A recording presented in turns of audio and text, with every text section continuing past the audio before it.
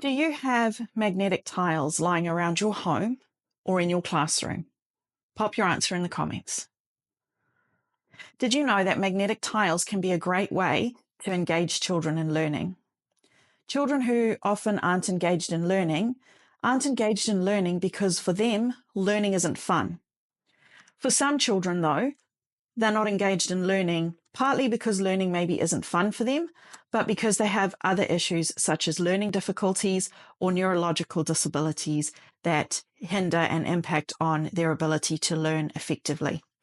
But for those students that you've got in your classroom or for your child at home who just isn't engaged in learning simply because it isn't fun, there are lots of things you can do. Children often find that learning isn't fun because for them, it's something that they're told they have to do. It's something they're told they need to do. And their idea of ways of learning and their idea of how to learn isn't necessarily related to the way we think they should learn and the things we think they should learn. So being able to engage your children in your classroom through play and through learning with toys and things like that is a really great way to develop a sense of fun in your classroom, to develop the necessary skills that they need to help them develop and grow so that they can continue to learn. So today I'm going to show you how to use the magnetic tiles to help your preschooler or your new entrant child do some learning. On these triangles, I have written out some of the letters of the alphabet. I have capital letters or uppercase letters, and I have lowercase letters.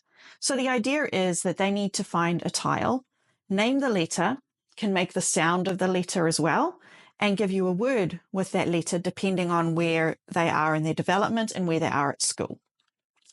Then they need to find the letter that corresponds with it. So if they've picked up a tile with the uppercase or capital letter, they need to match it to the lowercase letter, and vice versa. If it's the lowercase, they need to match it to the uppercase or capital. So I have the letter A here.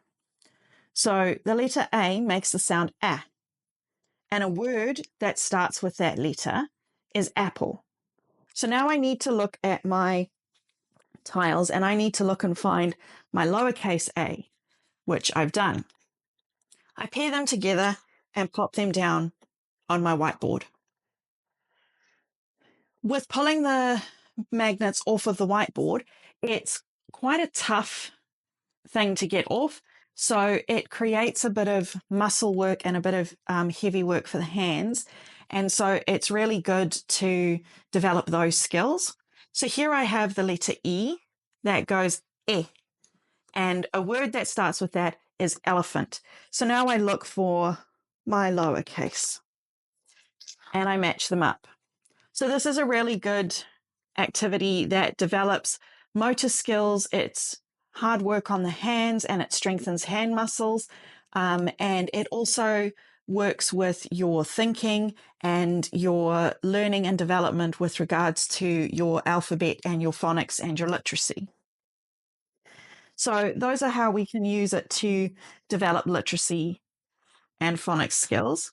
If you've got children who are not yet at the age where they can learn the alphabet, not yet at the age where they might be able to do those sorts of things, they can still use tiles to learn.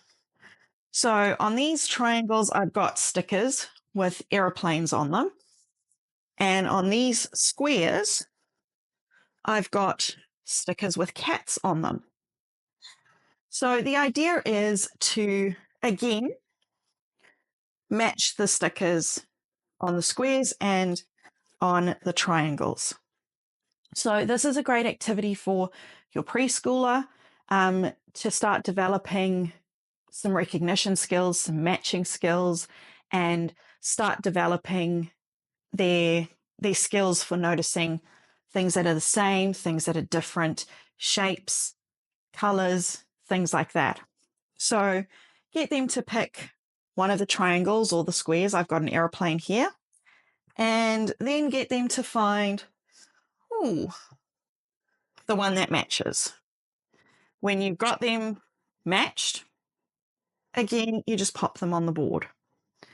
Same with our cats. We've got a bottom half of a cat and we match it with the top half of the cat. So all of these things help to develop lots of different skills that are necessary for learning and developing.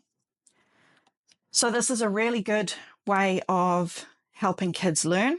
It's a great way to make learning fun. And if you can use everyday activities that your kids enjoy, they'll start to get the idea that learning doesn't have to be boring. Learning doesn't have to be sitting at a desk with a pen and paper or sitting at a desk with a device. That learning actually uses lots of different skills and it develops lots of different skills. Learning through play is actually really, really crucial for our child development. So finding different ways to teach our kids things that are developmentally at their level through play is going to help our children develop and engage more in what they're learning and what they're doing. So share with us any ideas you have. What things do you use to help your children at home or your children in the class learn through play? Have you maybe got some activities that are outside the box and not really things you would think you'd find in a classroom that might be useful for other teachers? Pop your answers in the comments. Thanks for listening. Like and subscribe for more.